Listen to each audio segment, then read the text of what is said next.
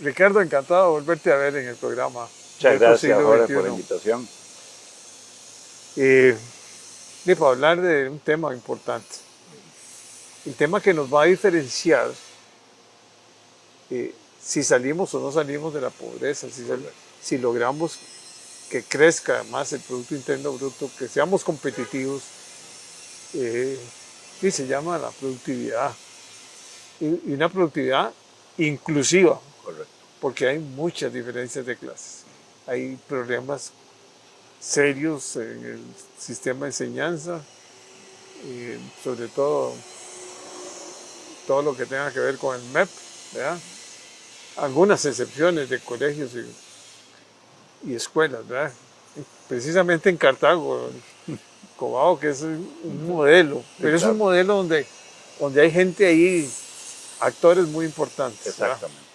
¿Qué es la gran diferencia? Bueno, José de Don Bosco aquí en San José de Don Bosco, ¿ves? Sí, que son dos. O fue, no sé. Bueno, el Cobao fue fundado por los salesianos, igual que por los salesianos. Lo que pasa es que después ellos se vinieron a San José, pero como bien decís, quedó un equipo de personas que lo ha querido, seguir. Y no hay violación y no hay esa rigidez y esa falta de mística, digamos, Exactamente.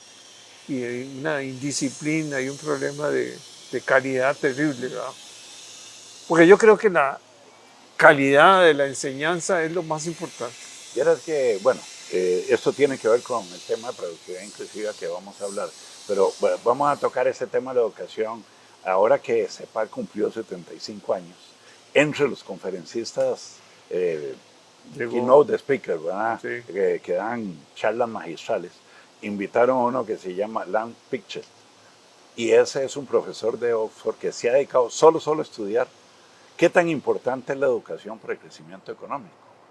Y encuentra en todas sus investigaciones de que no hay ninguna relación entre la escolaridad y el crecimiento económico, entre la cantidad de años que se estudia el crecimiento, sino entre el aprendizaje, el tipo de aprendizaje. Pero entonces ve qué interesante, él dice, si usted agarra los niveles de escolaridad de América Latina, en promedio son iguales a los de la OCDE, pero la diferencia en aprendizaje es lo que hace diferencia en el ingreso per cápita, ¿no? Sí, pero aquí, por ejemplo, ya eso lo conocen muy bien muchos colegios privados. Ah, sí, por supuesto. Que se han preocupado de generar esas habilidades blandas y de transformar. No, y no solo son las habilidades blandas, es también que los muchachos no, o sea, que aprendan lo que los americanos llaman learning, ¿verdad? Sí. Y que desarrollen unas habilidades que después les sean útiles en la vida real. Porque el problema, como bien dice este profesor, es, usted puede agarrar un montón de muchachos que lo llevan primaria, secundaria, pero al final usted lo que hizo fue transmitirle conocimiento, ellos memorizaron, ganaron los exámenes, pero aprendizaje no tienen, porque no saben cómo aplicar nada de eso en la vida real para lo que sea. Y entonces, ahí ese es el fallonazo más grande que hay. Y cambiar eso no es tan fácil, ¿verdad? Entonces, bueno. Pero es cambiar el modelo. Exactamente. Entonces, ve, hablando de productividad inclusiva, en la Academia de Centroamérica terminamos un estudio que se llama así, En busca de una productividad inclusiva para Costa Rica. Este estudio fue publicado por el Programa de las Naciones Unidas para el Desarrollo, el PNUD, recientemente. Lo presentamos no hace mucho. Y bueno, me gustaría que hablemos un poco de qué encontramos, qué se puede hacer para mejorar esta cosa. La productividad, el tema productividad inclusiva es importante por dos razones. La primera es que un país puede crecer porque es más eficiente, aumenta la cantidad de bienes y servicios por unidad de insumos que usa, o bien porque utiliza más insumos, utiliza más empleados, utiliza más herramientas, más edificios, más maquinaria. Para que cuando se habla solo de incrementar el uso de recursos, eso tarde o temprano tiene lo que los economistas llaman rendimientos decrecientes. Por más que los metas, tarde o temprano la producción ya no crece más. En cambio, cuando lo haces por productividad, por hacer más eficiente, ¿verdad? Utilizar el conocimiento y hacer más eficiente el uso de los recursos, eso no tiene rendimientos decrecientes. Eso permite crecimiento a largo plazo. Entonces, por eso es que se dice, y la evidencia empírica, tanto teórica como empírica, muestran que los países que logran pasar de ingreso medio alto a países de ingreso alto, como lo han hecho los asiáticos y otros, versus los que no lo hemos logrado, es porque ellos se han enfocado en aumentar la productividad. Entonces se sabe que la productividad determina en un 75% más el crecimiento a largo plazo de un país. Entonces, si tu productividad no crece de manera sostenida, vos nunca vas a ser un país desarrollado. Esa es la primera razón de por qué hablar de productividad inclusiva. Pero la segunda es que la productividad, al ser el principal factor de crecimiento económico, obviamente nos interesa un crecimiento económico, pero como muy bien lo dijiste antes, nos interesa un crecimiento económico que no deje a nadie por fuera. Nos interesa un crecimiento económico que rompa la pobreza. Nos interesa un crecimiento económico que reduzca las desigualdades. Nos interesa un crecimiento económico que facilite el acceso a servicios de educación, salud para todas las personas. Un crecimiento económico que brinde infraestructura de todo tipo, física, tecnológica, de conocimiento a todos los ciudadanos. Eso es a lo que se le llama un crecimiento inclusivo.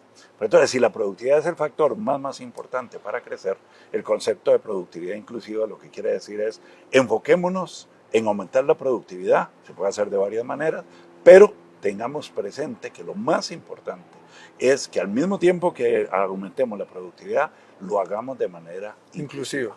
Entonces, ve, en el estudio encontramos algunas cosas muy interesantes, resultados positivos, y yo no diría negativos, sino retos, ¿verdad? Entonces, en la parte positiva, encontramos que Costa Rica desde el año 91 hasta el 2022, que fue que tuvimos datos, o sea, casi 30 años fue lo que analizamos, ha venido mostrando un crecimiento sostenido, no solo en el Producto Interno Bruto per cápita, sino también en la productividad. Otro resultado importante es que al analizarlo por sectores productivos, tanto se ve eso en la agricultura como en la manufactura y en los servicios. Y más que nada en los servicios. Y claro, si lo desagregas todavía más, sí hay algunos sectores que se quedan rezagadillos. Pero esa es una buena noticia. El país en su conjunto viene creciendo de manera sostenida. Hemos tenido golpes como fue la crisis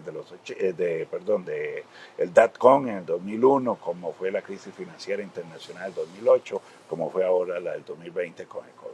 Que eso golpea y hace ver que... Hace un brinco ahí. Exacto, hay un brinco. Pero la otra buena noticia es que uno se pregunta, bueno, ok, usted me dice que Costa Rica viene creciendo en la productividad como un 2.5%, la productividad viene creciendo. Eso que está ayudando a que converjamos a Estados Unidos, a que converjamos al estándar de la OCDE, que ahora somos OCDE, ¿verdad? Ya no nos debemos comparar solo con el barrio, debemos compararnos principalmente con la OCDE. Como dice un buen amigo mío, eso es como estar en las grandes ligas si uno está en el sótano. Lo que le importa es subir, no preguntarse qué le pasó a los que están en las segundas ligas, ¿verdad? Bueno, entonces en ese sentido, vimos algo que también es positivo. Actualmente la productividad de Costa Rica es más o menos casi la mitad de la productividad promedio de los países de la OCDE. Hace más o menos 5 años era un tercio, o sea que mejoramos sustancialmente.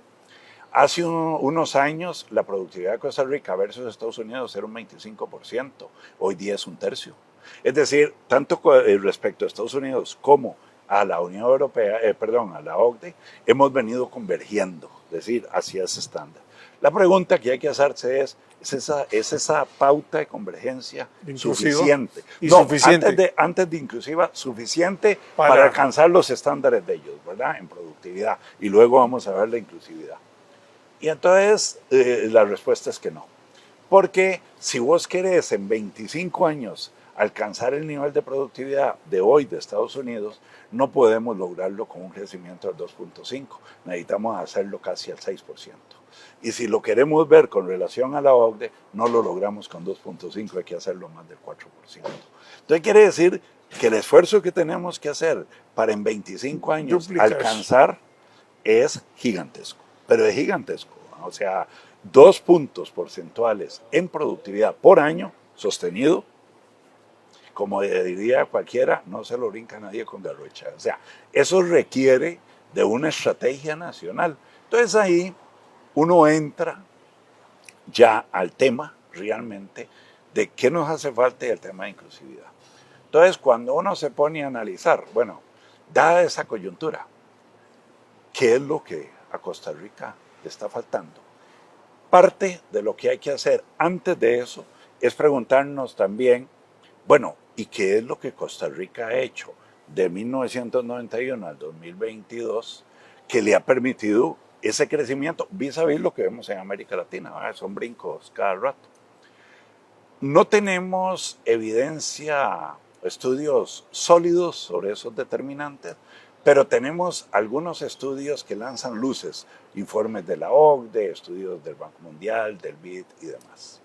Entonces, hay cosas que el país ha venido haciendo y ojalá que pudiéramos hacer estudios que nos digan qué tanto pesa eso en esos incrementos para que hagamos más de esas cosas, ¿verdad? Estoy hablando de reformas estructurales que hicimos en los 90, como fue abrir la economía a la competencia internacional, como fue promover las exportaciones no tradicionales, como fue atraer inversión extranjera directa para promover para promover las exportaciones. Eso por una parte, creemos que tiene un impacto. Otra cosa que tiene un impacto en la productividad en Costa Rica son los encadenamientos productivos entre las empresas de zona franca, las que hemos atraído en inversión, y también las que no están en zona franca, inversión extranjera que hemos atraído, y la actividad productiva costarricense. Hay estudios del Banco Central muy sólidos y hasta publicados en Journal de Estados Unidos que muestran que esa relación de encadenar pymes ticas con empresas extranjeras, estén o no en zona franca, pero que son de media y alta productividad, incrementa la productividad de esas pymes enormemente, vis a vis pymes que no se encadenan. Entonces, ese es otro factor. Bueno, entonces, si uno tiene eso en mente, uno diría, bueno, el país lo que tiene que hacer es promover más la integración internacional de Costa Rica al comercio internacional. No hacer lo que hicimos en los 2 gobiernos pasados, que detuvimos todo el proceso de apertura e integración comercial. Yo felicito a Comes lo que está haciendo en esta administración, que es tratar de integrarnos a bloques comerciales todavía más interesantes como los de Transpacífico y todos esos para entrar a mercados como los de Japón, etcétera. Eso hay que seguirlo haciendo, ¿verdad? Por un lado. Por otro lado, deberíamos emular los esfuerzos que hace Japón, Singapur, Taiwán, Corea, Finlandia, Irlanda en promover más encadenamientos productivos entre las empresas extranjeras que operan en nuestro país y las empresas pymes. Pero eso no es fácil, eso requiere una estrategia nacional y ahí entra la inclusividad. ¿Por qué? Porque entonces ayudamos a pymes a llegar a ser mucho más productivas, que puedan competir contra competencia internacional y además los estudios muestran que se logra incrementar el potencial de exportación de estas pymes cuando se encadenan. ¿Por qué? Porque cuando una pyme le logra vender a Intel, que puede traer de afuera lo que sea, sin pagar impuestos, ya demostró una capacidad extraordinaria de competitividad y eso le permitiría comenzar a exportar a otros lados. Entonces, eso es una parte de la historia de por qué hemos logrado avanzar. La otra parte que podría ser, y es más reciente, es la reforma de telecomunicaciones y seguros. La reforma de telecomunicaciones ha sido extraordinaria. Otra reforma también muy importante que se hizo, creo que fue en el primer gobierno de Oscar Arias, fue toda la liberalización comercial en materia de software y hardware. Eso es algo que la masa de la gente no sabe y la hizo Costa Rica y no se ha hecho totalmente en América Latina, en la mayoría de los países. Este país decidió eliminar todos los impuestos a la importación de hardware y software, sin siquiera teníamos empresas en ese campo. Apenitas era incipiente eso. Sí, y se decidió. Y eran carísimos antes las Por eso, computadoras. las computadoras y todo. Todo. ¿Qué logró hacer eso? Todo Logró compre. que muchísimos muchachos del tecnológico, UCR, la UNA, la universidad, que estaban estudiando computación, desarrollo de software y a todo, tuvieran acceso a la última tecnología, al precio a la que lo compraban también otros en Estados Unidos, en Europa, y comenzaron a utilizarla Y ese es el desarrollo de empresas de software que tenemos en Costa Rica nacionales, ¿verdad? Entonces, esa fue otra transformación estructural importantísima. La educación, que ahí lo estábamos hablando. Esa ha sido fundamental y ese para mí es el principal reto de este país. Si nosotros no mejoramos la calidad de la educación, no estoy hablando la escolaridad, no estoy hablando en los años de educación, estoy hablando de la calidad de la educación. Que los muchachos que se gradúen de la escuela y del colegio tengan aprendizaje, que tengan habilidades, conocimientos que les sean útiles para el futuro. Sí, sí. Y que innoven. Y que innoven, porque claro. es que la nueva enseñanza es innovación. Exactamente. No es aprenderse un libro de texto. No. Y unas preguntas que ya ahora las sacan. Hay libros así donde te vienen todas las preguntas que te van a hacer para el bachillerato. Mira, inclusive... Es más, yo vendía eso con un amigo mío. Para matemáticas, para que veas si tenés razón. Yo fui profesor universitario en el Instituto Tecnológico de Costa Rica 30 años y ya llegué hasta ser catedrático, profesor de economía y bueno, ya terminé esa fase de mi vida, ¿verdad? Y un reto que yo comencé a sentir al puro final de mi carrera era que ya dar clases maestrales no funcionaba. Porque como todo está en internet, sí. Entonces dar una clase maestral no. El reto del profesor tiene que ser más bien decir, vea, vamos a estudiar tal tema. Hagamos un tema. Cojamos el tema de por qué para los países más pequeños es vital integrarse al comercio internacional y comencemos leyendo La riqueza de las naciones de Adam Smith, que en aquel entonces Inglaterra era un país pequeño en términos económicos. Bueno, ¿y por qué él promovía eso? Bueno, y como bien y discutámoslo, de manera que ellos puedan el día de mañana defender esa tesis y el por qué. Ese es conocimiento, no cuántos cursos les vamos a dar de eso, ¿verdad? Bueno, ese cambio de enseñanza, para mí es el principal reto que tenemos hoy día en Costa Rica. Para mí ser profesor ha sido lo más satisfactorio que yo he tenido en mi vida, más satisfactorio que cualquier cosa desde el punto de vista profesional, ¿verdad? Pero también ser profesor siempre para mí fue el reto más importante que como ciudadano tenía, porque para mí era una responsabilidad terrible pensar que esos muchachos que yo les estaba enseñando el día de mañana fueran a decir qué desperdicio de tiempo tuve yo en las clases de Ricardo Monge, ¿verdad? Pero yo creo que ahora ser profesor es muchísimo más retador o maestro que cuando yo lo fui. Sí, y yo veo, por ejemplo, no, ya yo tengo nietos de todas las edades, unos grabados en casi en Europa. No, ya se quedaron en Europa con maestrías y todo. Pero yo los veo que yo les hablaba, bueno, contame, ¿qué harías en este caso? Dice, Tito, me dicen, Tito, esto y esto y esto y esto. ¿Por qué? Porque nosotros nos ponían esos proyectos. Primero no son tantos años para sacar la bachillerato, son 3 años y después la maestría es 1 año. Y todo es por proyectos. Y todos trabajan en equipo. Y todos son, investiguen ustedes la posibilidad de que un carro sea movido por hidrógeno. Y hoy vi que la Toyota ya está sacando los primeros carros ya con hidrógeno. Ya la parte eléctrica ya va a pasar a otro nivel.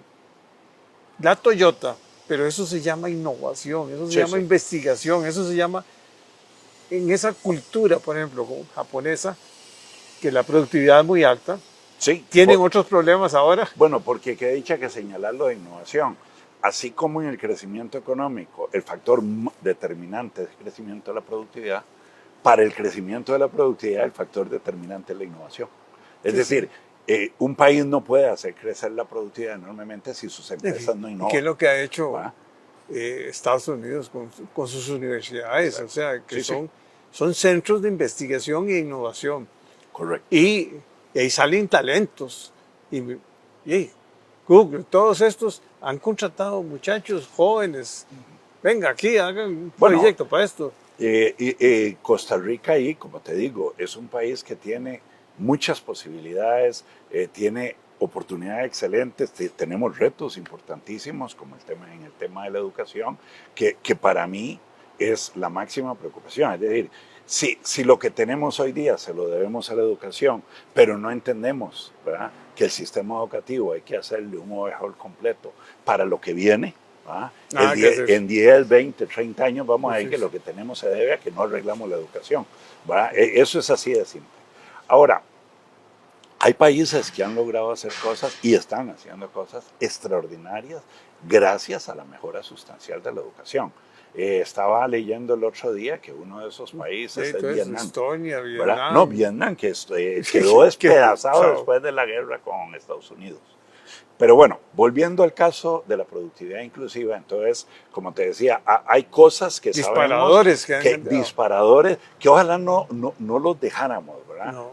Entre esos disparadores hay otros factores que más bien en este momento considero yo son amarras que impiden que el país se desarrolle. Una, 5G. El tema de la educación. 5G. El tema, sí, el tema de la innovación, que muy bien señalabas, que yo no veo ningún programa, ¿verdad?, en Costa Rica, o más que programa, yo no veo ninguna estrategia nacional realmente para promover la innovación en las pymes, en general, en las empresas de Costa Rica. No lo hay.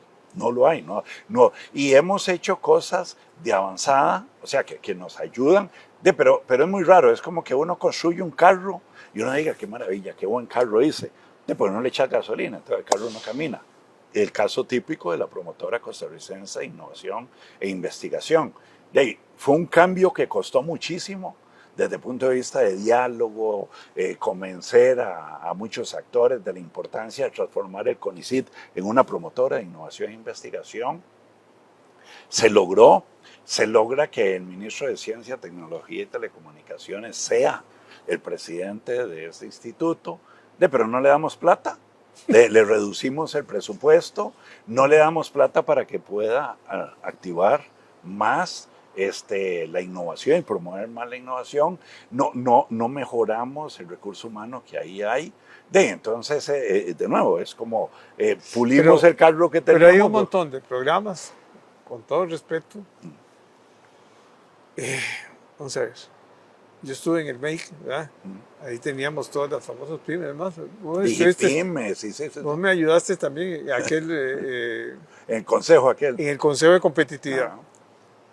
Y yo digo, no, a mí no me interesa, sí me interesa para gente que salga de cierto nivel de subdesarrollo, pero que haga cajetas y que haga eso, no. O sea, nosotros tenemos gente talentosa para hacer cosas importantes y que se liguen a las empresas exportadoras. En las cadenas de valor. En las cadenas de valor, pero que den brincos tecnológicos y de innovación.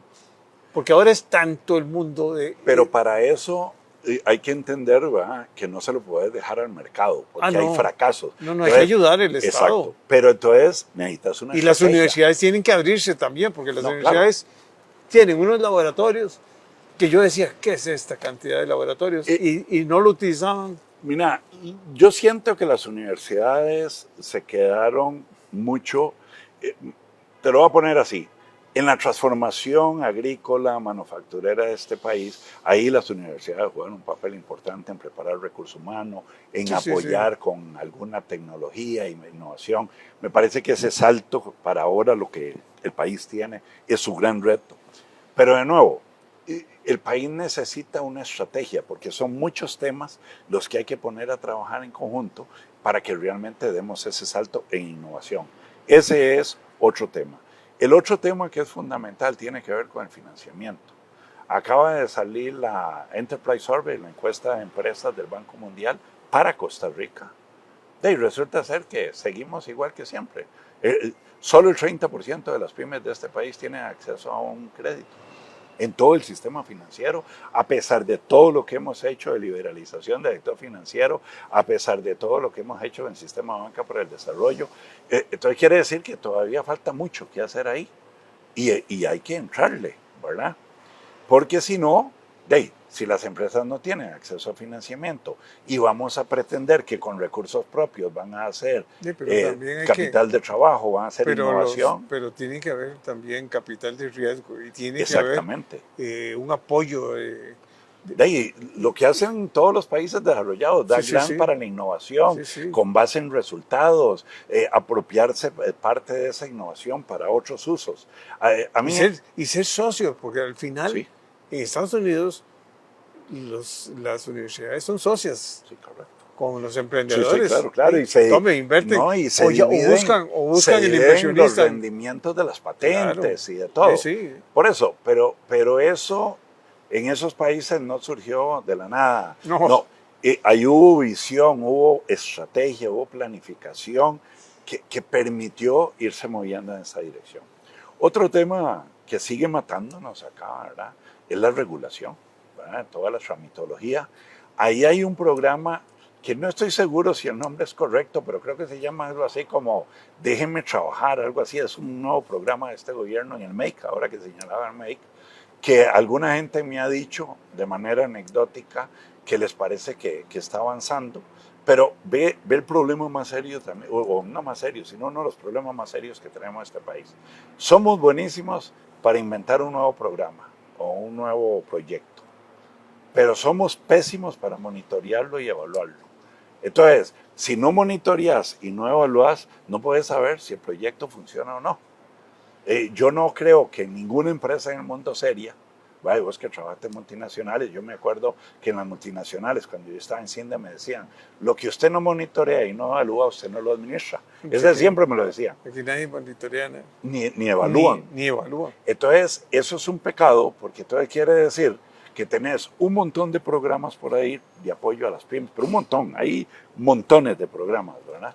Pero como nadie los monitorea ni los evalúa, posiblemente lo que estamos haciendo es botando el dinero como si fuéramos multimillonarios, ¿verdad? Entonces, ahí también ese es otro cambio fundamental que requerimos hacer.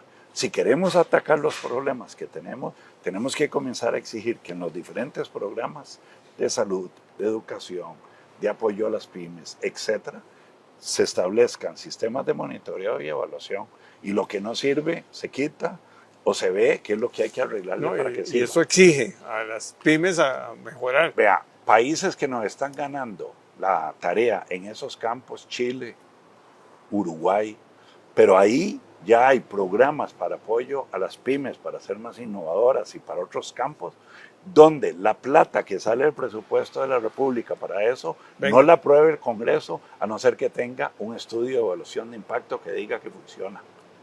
Y que lo haga un tercero, no que lo haga cualquiera, y bien calificado. O sea, están comenzando a trabajar como en el primer mundo. Costa Rica ni siquiera estamos haciendo eso. Entonces, aquí es que la mentalidad es el pobrecito ese, que es jodido, ¿verdad? Mira, yo estoy de acuerdo que hay mucho todavía de la mentalidad del pobrecito, pero de nuevo, si en el sistema educativo, esa estrategia que te digo que debería existir, no comenzamos a inculcar eso, va a ser muy difícil que algún día eso cambie, ¿verdad? Si ya eliminamos las pruebas de bachillerato y un montón. Bueno, eso es una parte, pero bueno, en las mismas escuelas, por ejemplo, cosas como esta, que van a ser posible que no se evalúe permanentemente el desempeño de los profesores. Algo, y no es porque yo haya trabajado en el TEC, pero... Yo también, fui profesor universitario, nunca. Yo quiero mucho el tecnológico por 1000 razones, y una cosa que a mí me fascinaba en el TEC es que tal vez por ser muy pequeño, el tecnológico sí exigía evaluaciones de los profesores, pero por los alumnos. Sí. Y yo me acuerdo que a uno le pasaban la evaluación, y no solo te pasaban la evaluación de la calificación tuya, sino cómo salían los demás profesores en tu rango, otros profesores, el promedio del tecnológico. ¿Usted das cuenta de que estabas en el sótano? No. Y mi gran reto siempre era estar arriba en el primer percentil, ¿verdad? Y lo que me gustaba de la evaluación del TEC es que le preguntaban al alumno que si en opinión de ellos, primero, ellos consideraban que el profesor dominaba la materia. Y para eso se le preguntaba, ¿usted aprendió? O sea, ¿usted entendió los principios que el profesor le transmitió, el conocimiento, demás? Y entonces el muchacho ponía, sí, el profesor domina y sí, me enseñaba. O no, el profesor se le veía muchas deficiencias, entonces no me funcionó. O el profesor no me quería responder, cosas por el estilo. Ese tipo de prácticas, si nosotros lo tuviéramos en las escuelas y los colegios, el sistema educativo sería hoy día diferente.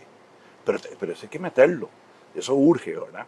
Entonces, bueno, ya para ir celebrándote la idea de la productividad inclusiva, entonces necesitamos entrarle a los temas que haga que la productividad crezca más, pero entendiendo que necesitamos en la parte fundamental de mejorarle las condiciones a los trabajadores, trabajar en varios campos. Uno de ellos, sin duda, es la capacitación. Ayudar a que el trabajador tenga la mejor preparación posible, el mejor acceso a la tecnología para que se vuelva más productivo y por ende pueda ganar más. Eso es una cosa. Y ahí un tema que se las trae es todo lo que tiene que ver con el cambio tecnológico, la automatización, la inteligencia artificial. Si no aplicamos políticas apropiadas para incentivar el uso de ciertas de esas tecnologías y vamos a dejar que el mercado a la libre las ponga, cuidado, no caemos en problemas como los que pasó Inglaterra y otros países cuando la revolución industrial, que le llevó años salir de esos problemas sociales. Porque nosotros lo que tenemos que hacer es preguntarnos cuáles son esas tecnologías que pueden hacer más productivo a todos los costarricenses en los diferentes trabajos que hagan, ¿verdad? Ese es un campo que creemos que es fundamental. De nuevo, apoyar a todas las pymes a que puedan participar en el comercio internacional a través de las cadenas de valor, integrándose con empresas exportadoras, ayudándolas a ser más exportadoras. Pero de nuevo, tenemos que creernos de que somos capaces de hacer algo así. A mí me sorprende cuando yo trabajé en CINDE con 6 años, que venían misiones a ver qué habíamos hecho en Costa Rica. Y después de que les explicábamos qué habíamos hecho en apertura y promoción de exportaciones y atracción de inversión, ¿sabes qué me decía más de uno?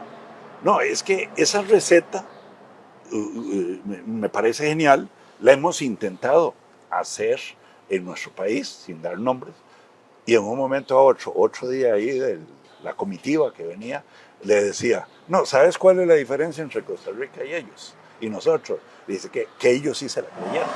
Ellos sí se creyeron el cuento de que vamos a meter duro la promoción de exportaciones, la atracción de inversiones, los encadenamientos, vamos a abrir la economía y montaron el endamiaje que fue Procommerce, Indecomex, ¿verdad?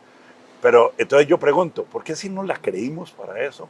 Porque No la podemos creer para lo demás. Eso es lo que tenemos que hacer. Pero ponernos de acuerdo. Ponernos de acuerdo, dialogar, plantear. Y ponerlo en el centro de eso. De la misión o visión de este país. Sí, no seguir discutiendo. Ahora es algo increíble las agendas, o sea, todos los días son escándalos. No, con eso no vamos para ningún eso no estamos lado. nada. No, con eso no vamos para. Nosotros necesitamos tener una estrategia. ¿Cuál ha sido el éxito de la estrategia de promoción de exportaciones, atracción de inversiones? Que hay continuidad, que hay una institucionalidad. Exacto. Y una continuidad, como dijiste, durante más de 30 años, no importa el gobierno, se continuó porque había una institucionalidad. Fíjate que yo firmé el primer cheque de CINDE. Cuando se creó. Cuando formamos CINDE, increíble. Pero entonces, vea, eso es algo que es fundamental. Pero en el caso de la educación, deberíamos tener bien planeada una estrategia que diga, ¿para qué queremos transmitirle conocimientos y generar aprendizaje en el sistema educativo de Costa Rica? ¿Cuáles son las áreas en las que queremos? ¿Cómo vamos a hacer que los niños y las niñas cada día sean más críticos, más creativos, más innovadores? Bueno, para eso hay que trabajar en un campo. Y posiblemente cambie hasta la forma en que ponen los pupitres, ponerle. Sí. ¿Por qué no lo hacen redondos? ¿Por qué no hacen otro tipo? ¿Por qué no hacen proyectos? ¿Por qué no innovan? ¿Por qué no le ponen retos? Decir, hay que cambiar hay que cambiar la dinámica. Y entonces hay que cambiar también las universidades en la formación a los profesores, porque eso es otra. Esa es una parte, pero también con los profesores que ya tenés y los maestros. Hacerles una... Simple y llanamente recapacitarlos. Recapacitarlos. Y evaluarlos. Si vos los recapacitas y los evaluás. Un día me decía un amigo, mira, ¿cómo va a ser posible? Suena muy bonito. ¿Cómo? Suena muy bonito, pero cuando hablas con el sindicato tenemos que conversarlo de, claro, toda esta revolución. Pero de nuevo, la gente debería entender, no importa si yo soy sindicalista, no importa si yo soy empresario, no importa... Es el bienestar de mis hijos y del país. Del país, dice, al final, si el sistema educativo es malo, son mis hijos, mis nietos los que van a chupar por eso. Y la otra cosa que me parece que tenemos que tener mucho cuidado y tiene que ver con este tema de la inclusión, es que si queremos un crecimiento inclusivo, una productividad inclusiva, tenemos que volvernos más solidarios. Y a mí hay algo que me está preocupando enormemente en materia de solidaridad en Costa Rica. Cuando nuestros ancestros, tatarabuelos y bisabuelos de todo, le metieron duro a trabajar en educación, salud y de todo, ellos mismos sentían que si no había un buen sistema de salud y un buen sistema de educación, hasta sus hijos iban a ir mal. ¿Qué estamos haciendo hoy día en Costa Rica? Si la seguridad está mala, nos vamos a vivir en grupos de familias, le metemos en guetos, le ponemos una protección privada y ahí que ver qué pasa. En salud, no nos preocupamos por mejorar el sistema de salud, sino que los que tienen poder adquisitivo van y consultan la privada, que está excelente que haya privada para que haya competencia, pero es decir, tenemos que volvernos más solidarios. No puede ser que porque vos puedas pagar la educación privada, no te importe lo que le pasa a la educación pública, todo lo contrario. Te debería preocupar enormemente lo que le pasa, porque lo que queremos es un país que sea muy solidario, un país donde no haya violencia, un país donde la gente viva mejor. Hay países donde solo hay educación pública y excelente. De Finlandia es un caso, ahí no hay universidades privadas, por ejemplo. Bueno, es un país... Ahora, de nuevo, yo pienso, de lo que he visto, de conferencias a las que he participado en discusiones sobre estos temas, de que no es tanto ir a copiar modelos de otros países, vos lo dijiste, es ponernos de acuerdo en diseñar una estrategia. Yo digo, ¿por qué si nos pudimos poner de acuerdo en la apertura comercial? ¿Por qué si nos pudimos poner de acuerdo, bueno, no nosotros, nuestros ancestros, en cómo mejorar la educación, en cómo arreglar el tema del código de trabajo, en cómo hacer el seguro social? Todo eso Costa Rica lo hizo cuando había poquita gente capacitada. ¿Y por qué? Por solidaridad y porque dialogaron y se pusieron de acuerdo y diseñaron programas de largo plazo. Yo creo que eso es lo que nos falta. Dialogar. Ese es el tema. Y por ejemplo, es un programa de diálogo. Sí. Y este es un programa en que uno conversa con respeto y las ideas de todos son bienvenidas, pero hay que unirnos. Sí. No podemos seguir en este mundo tan individualidad. Y es un pecado porque es un país, como te decía, y por eso quise comenzar contándote de que los datos en crecimiento nos dicen, no van mal, van mejor que muchos países, pero les falta dar el salto. Bueno, de lo que se trata es dialoguemos cómo damos el salto y que ese salto sea inclusivo, que la masa no dejemos a nadie por fuera. Bueno, encantado de verte. Igual, muchísimas gracias. Y creo que estamos pendientes. Sí.